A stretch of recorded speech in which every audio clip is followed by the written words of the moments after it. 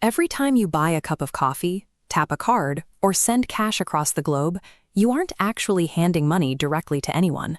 Your physical transaction is dissolving into data, and you are asking invisible gatekeepers for permission to move a number on a private server. For centuries, global commerce has relied on these central monoliths.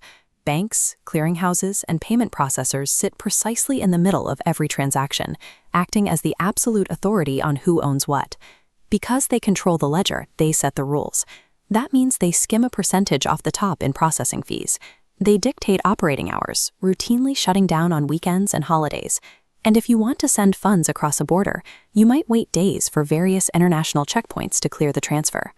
But the friction of daily use masks a much larger systemic vulnerability. The central banks that guard the ledger also possess the authority to create new fiat currency. When they increase the money supply, the purchasing power of every dollar already in circulation dilutes, driving inflation across the broader economy. And you have no way to verify this accounting. The ledgers of massive financial institutions are entirely closed to the public. The data flows inside to the central authority, and the users on the outside simply have to trust that the math being done in the dark is accurate. Entrusting global finance to a handful of central authorities creates unavoidable choke points. If a bank fails, makes an error, or is corrupted, the users bear the consequences. For decades, global commerce functioned on the assumption that a central clearinghouse was a logistical necessity, until a piece of code offered a way out. In 2008, a pseudonymous programmer named Satoshi Nakamoto published a white paper proposing an architecture for money that required no central authority. Instead of hiding a private ledger inside a bank vault, Nakamoto suggested making it completely public. This concept, called decentralization, works by eliminating the middleman. The single central server is replaced by a massive peer-to-peer network, where every participant holds an identical, real-time copy of the exact same ledger. Without a bank to verify the math, the network relies on a global competition between specialized computers known as miners. These machines act as digital auditors, checking every single transaction for fraud to ensure no one can spend the same digital coin twice. To validate a batch of transactions, known as a block, these miners must compete in a process called proof of work. They expend immense amounts of computing power to brute force a complex cryptographic password. The computers rapidly guess millions of combinations until one of them hits the exact right string of characters. The first computer to guess correctly wins the right to etch that block of transactions into the global ledger. For doing this auditing work, the winning miner is automatically rewarded with freshly minted cryptocurrency. Proof of work secures the network through economics.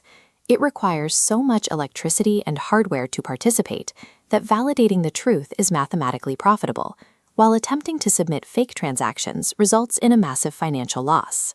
Once a miner verifies a block, it is instantly broadcast to every participant in the network. Everyone updates their personal copy of the ledger, and those transactions become part of the public record.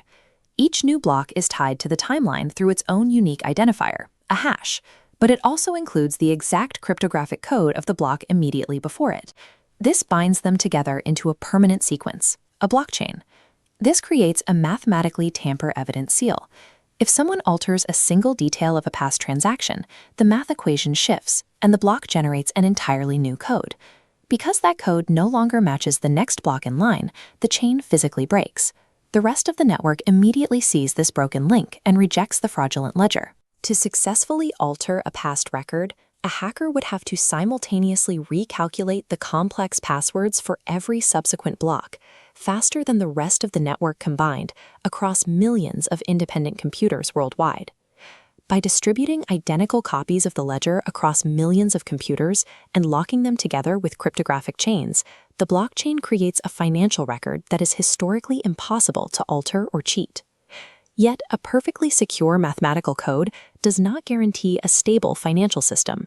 When you introduce human psychology to a deregulated, borderless frontier, the math gives way to chaos. Compared to the traditional stock market, cryptocurrency is fiercely volatile. Because the space is so young and speculative, a single rumor, a regulatory news drop, or an errant social media post can send prices rocketing upward or plunging into freefall within minutes. This volatility breeds aggressive behavioral patterns. Investors routinely pour their savings into complex digital assets without doing basic research, a phenomenon the community calls aping. Conversely, when the market crashes, a fierce cultural mandate urges those same investors to hodl, to hold on to their collapsing assets at all costs. And because there are no centralized regulators monitoring the space, outright theft is rampant.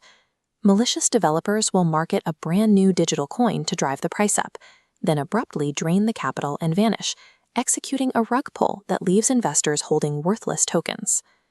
The digital network also exacts a heavy physical footprint.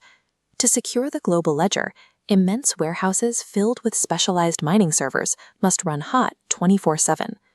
This arms race for computing power requires massive amounts of electricity, drawing intense scrutiny for its environmental impact.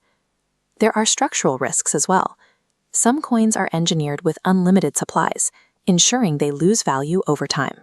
The anonymity of the network makes it a tool for black market transactions, and if a hacker steals the private keys to your digital wallet, there is no central bank to reverse the charges. Your money is gone. The blockchain replaced the centralized vault with a distributed ledger that requires no human gatekeepers. It proved that we can bypass the legacy banking system.